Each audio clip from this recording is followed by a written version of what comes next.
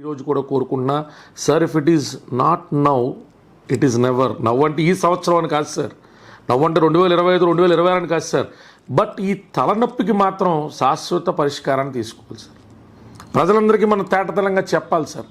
China లాంటి దేశం పాకిస్తాన్ని ఎందుకు పెంచిపోషిస్తుంది అంటే భారతదేశం 150 కోట్ల మంది, ఉత్పత్తి రంగంలో కానీ అభివృద్ధి రంగంలో కానీ ఇప్పుడున్న మన యువశక్తి ద్వారా కానీ మనమే స్వదేశీ వస్తువులు నిర్మించుకోవాలా, మన వస్తువులే కొనాలా అనేటువంటిది ఉద్యమం కింద పొరపాటున మనం వచ్చిన పాండమిక్ లాగా గనక మనుషులకు తగులుకుంటే చైనా ఉత్పత్తి సామర్థ్యం ఇప్పుడు ఏదైతే నడుస్తుందో ఇప్పుడు మీద 60% పడిపోతుంది.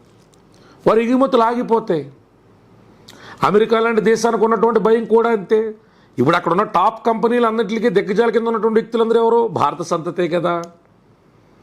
సో ప్రతి అభివృద్ధి చెందేసిన దేశానికి చెందుతున్న దేశానికి కూడా పీడకల కింద ఉన్నటువంటి భారతదేశానికి ఉన్న తలనొప్పి ఏంటి, కాల్లో ముళ్ళేంటి? ఈ పనికిమాల ఎదవాలి. కాబట్టి directly or indirectly international funds ఇప్పిస్తా ఏమీ తెలియనట్టు మళ్ళీ మన దగ్గరకు వచ్చిన అంగనాచి కబుర్లు అమెరికా చెప్పినా, పాకిస్తాన్ని డైరెక్ట్గా బలపరుస్తా, ఎయిర్ బేస్ కూడా అమ్మయ్య ఇండియాకి సంబంధించిన కామ్యూట్ అన్నింటి విషయాల్లో కూడా ట్రేడ్ని అడ్డుకోవాలంటే మనం పాకిస్తాన్ ఏదో సునోపనకు ఒక్క బిస్కెట్లు వేసినట్టు వేసేయాలని చెప్పి చైనా చేసినా, టర్కీ లాంటి దేశాల బొమ్మలాట్లు కట్టినా, ఎవరెన్ని చేసినా భారతదేశంలో ఉన్నటువంటి యువశక్తి, భారతీయుల యొక్క చొరవ, ఎంటర్ప్రైజింగ్ స్కిల్స్ ఇవి గనక పొరపాటున made in India, make in ఇండియాయే మన జీవితానికి తార్కాణమని నిర్ణయం తీసుకుంటే జరిగేటువంటి పర్యవసానాల భయంతోనే. అంటే నేను మళ్ళీ again I urge the honourable prime minister, మన భారతదేశాన్ని వెల్ ఎక్విప్ చేసుకుందాం. ఈ రోజుకైతే రేపైనా యుద్ధం చేద్దాం సార్.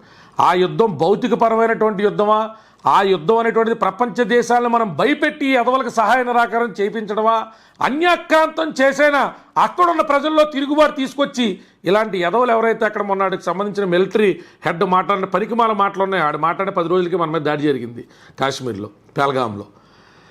సో చేయడం అనేటువంటిది ఆలోచించాలి సార్. ఇది ఒకరోజు నిర్ణయము, ఒకరోజు ఉద్వేగభరితమైనటువంటి ప్రసంగం కాదు సార్. కోల్పోయిన 12,500 మంది ప్రాణాలే కాదు సార్, మరెన్నో వేల మంది, మరెన్నో లక్షల మంది నేరుగా భయభ్రాంతులకు గురైనటువంటి సందర్భాలు కోకొల్లలు సార్.